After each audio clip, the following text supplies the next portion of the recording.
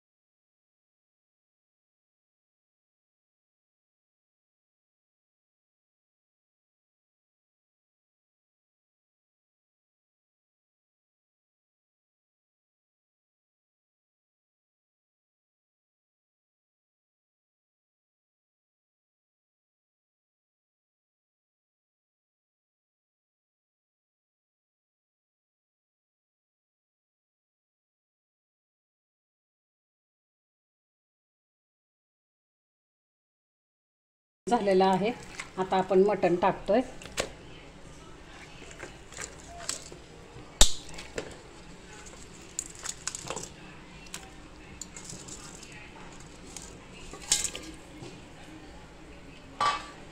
तर हे मटण पण आपल्याला परतून घ्यायचे।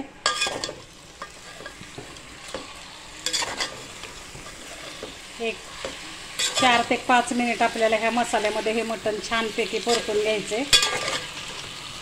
हे बघा, पूर्णपणे हा मसाला सगळा मटणाला आपल्याला लागायला पाहिजे।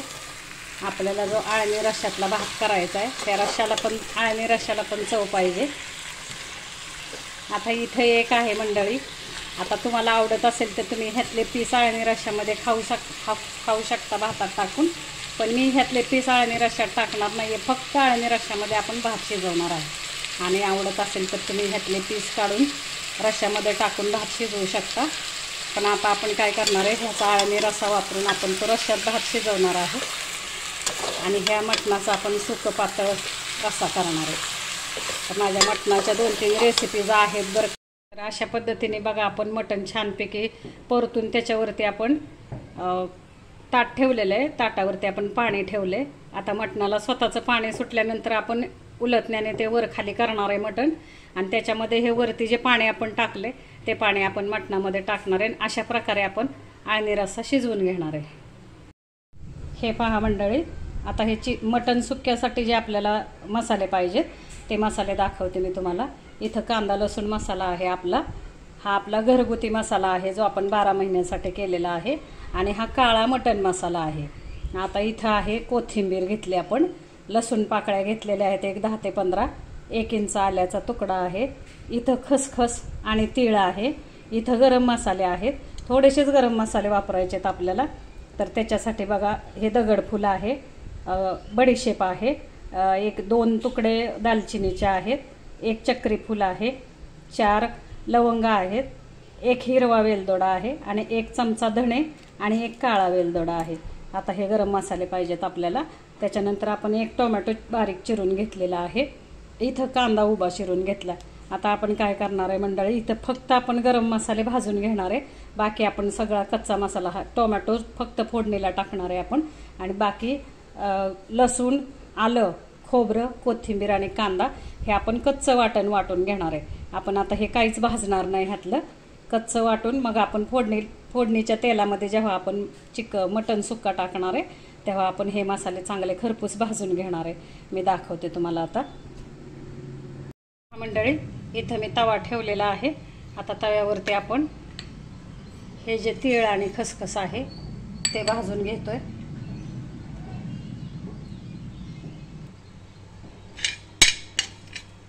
हे आपण तीळ खसखस चांगलं भाजायचं आहे बरं का. जेव्हा आपण हे तीळ आणि खसखस खरपूस भाजणार तेव्हा ते मिक्सरला खूप छान बारीक होतात.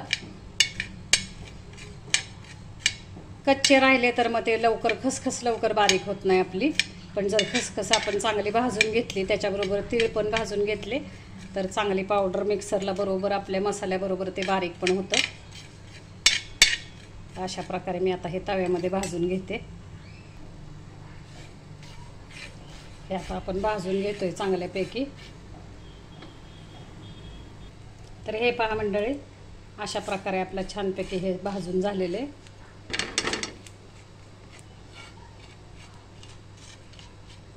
तीळ पण आपले तडतड वाजायला लागलेत. आता हे आपण काढून घेतोय प्लेटमध्ये.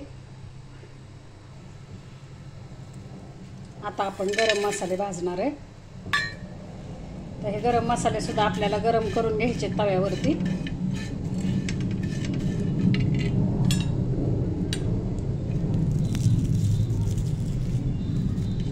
आपण कोणत्याही प्रकारचं मटण जर केलं मंडळी, तुम्ही बिर्याणी करा, सुकं मटण करा, पातळ मटण करा, कोणतंही तुम्हाला अगदी मटणाचा रस्सा जरी केलात तरी त्याच्यामध्ये दगडफूल घ्या मंडळी मसाल्यामध्ये.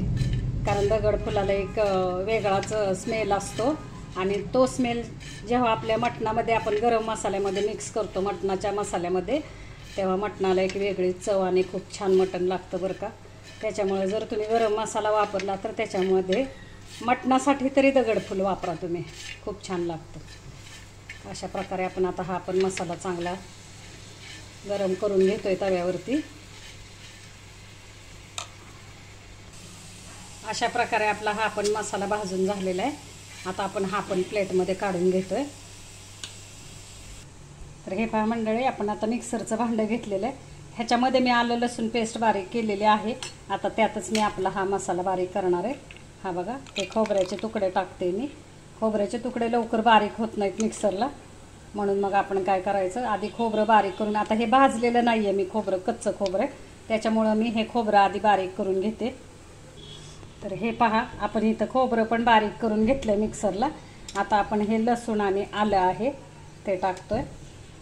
त्याच्याबरोबर आपण कोथिंबीर पण टाकणार आहे आणि हे पुन्हा एकदा आपण मिक्सरला फिरवून घेणार आहे. हे पहा मंडळी, आपण आता हे सुद्धा मिक्सरला बारीक केलं. मी तुम्हाला स्टेप बाय स्टेप का दाखवते मंडळी, कारण हा सगळा आपण कच्चा मसाला वाटून घेतोय आणि कच्च्या मसाल्यातला आपण आज सुकं मटण करणार आहे. तर बघा, त्याच्यासाठी मी थोडंसं वेगळी पद्धत वापरली. आता ह्याच्यामध्ये आपण कांदा टाकून घेणार आहे. आपण सुकं मटण करतोय बरं का मंडळी. हा आपण कांदा टाकलाय. त्याच्यामध्ये आता हे गरम मसाले सगळे आपण टाकतोय. हे तीळ आणि खसखस टाकली.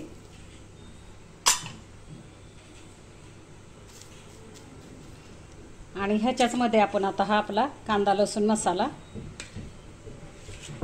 हा काळा मटण मसाला आहे आणि हा आपला 12 महिन्याचा वाटणाचा, आपला 12 महिने जो आपण मसाला केलेला आहे घरगुती मसाला, तो टाकते. आता आपण हे सगळं थोडंसं पाणी टाकणार आहे मी आणि हे सगळं आपण परत मिक्सरला बारीक करून घेणार आहे. तर हे पहा मंडळी, आपण आता थोडंसं पाणी घातलेलं आहे ह्या मसाल्यामध्ये आणि आता हा मसाला आपण छान एकदम बारीक अशी पेस्ट करून घेणार आहे ह्याची. तर हा पहा मंडळी, अशा प्रकारे आपला मसाला छानपैकी एकदम बारीक मऊ असा वाटून झालेला आहे. आता आपण सुकं मटण फोडणीला टाकणार आहे. हे पहा मंडळी, सुक्या मटणासाठी आपण इथं कढई ठेवलेली आहे, त्याच्यामध्ये तेल टाकले. आता हे तेल चांगलं गरम झालं की आपण मसाला परतून घेणार आहे. बघूया आपण आपलं तेल गरम झालंय का. झालेलं आहे मंडळी. तर आता ह्या तेलामध्ये आपण जो मसाला मगाशी बारीक केला होता तो मसाला आपण घालणार आहे. आधी आपण तेजपत्ता टाकतोय, त्याच्यानंतर आपण हा मसाला टाकणार आहे. आपल्याला सुक्या मटणासाठी आपण सुकं मटण करतोय बरं का मंडळी.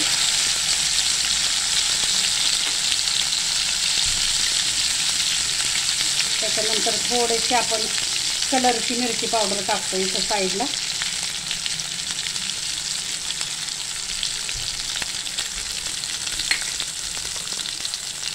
थोडासा आपला घरगुतीला जो मसाला आहे साठवणीचा, त्यातला थोडा एक अर्धा चमचा मी टाकला. आता आपण हा सगळा मसाला छान परतून घेणार आहे.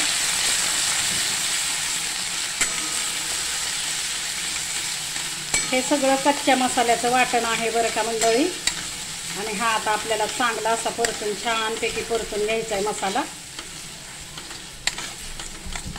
एकही म्हणजे मी खोबरं भाजलं नाही मंडळी, कांदा भाजला नाही.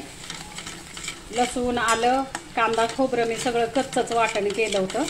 त्याच्यामध्येच आपले मसालेही टाकले होते, गरम मसाले आणि जे पावडर मसाले तेही मी एकत्र मिक्स केले होते. तर अशा प्रकारे आपण हा छानपैकी आता परतून घेतोय मसाला. ह्याच्यामध्ये आपण टोमॅटो टाकतोय. आता एक आपण टोमॅटो जो चिरून घेतला होता तो टाकतोय. हा पहा, आपण आता असा हा मसाला परतून घेतोय. छानपैकी तेल सुटेपर्यंत आपल्याला हा मसाला परतायचा आहे बरं का मंडळी. आता मी काय करणार आहे, हा मसाला परतत आला की ह्याच्यामध्ये एक पळी आळणी रस्सा टाकणार आहे आणि हा आळणी रश्श्यामध्ये हा मसाला मी शिजून देणार आहे. हा पहा,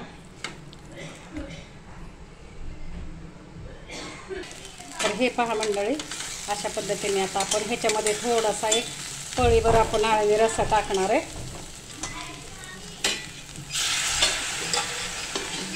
हा बघा, आपण आता ह्या मसाल्यामध्ये थोडासा आळणी रस्सा टाकणार आहे आणि आळणी रश्श्यामध्ये आता हा मसाला आपण शिजून देणार आहे आणि मग आपण मटण फोडणीला टाकणार आहे. अशा प्रकारे आता आपला मसाला शिजलाय का आपण बघूया मंडळी. छानपैकी मसाल्याला तेल सुटले आपल्या. आता ह्याच्यामध्ये आपण आपलं मटण टाकणार आहे. आज आपण बनवतोय मटण सुक्का. तर त्याच्यासाठी बघा मंडळी, हे पूर्ण मसाले आपले झालेले आहेत. आता आपण हे जे मटण काढून ठेवले हे मटण आपण टाकणार आहे.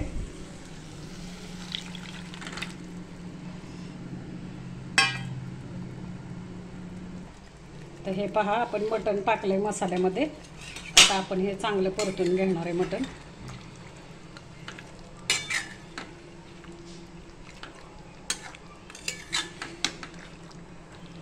आपण हे आता मसाल्यामध्ये चांगलं परतून घेतोय.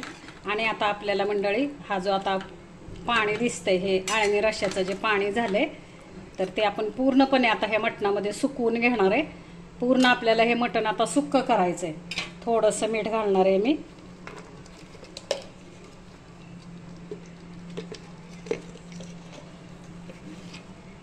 असं आपण मटण मॅरिनेट करताना मीठ घातलं होतं मंडळी.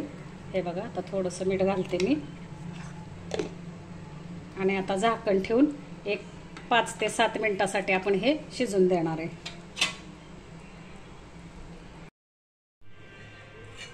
हे पहा मंडळी, अशा पद्धतीने आपलं मटण सुक्क तयार आहे.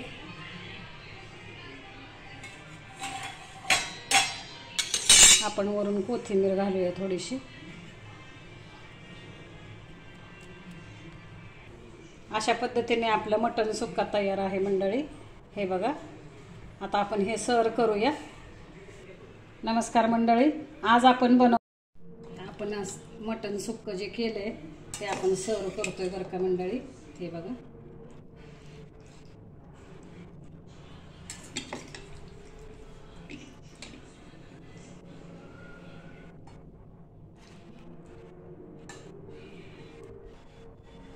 आपण थोडीशी कोथिंबीर घालतोय वरून. तर हे बघा, अशा पद्धतीने आपलं मटण सुक्का तयार आहे मंडळी. करून बघा, खाऊन बघा. रेसिपी आवडली तर लाईक करा, शेअर करा, सबस्क्राईब करा. धन्यवाद मंडळी.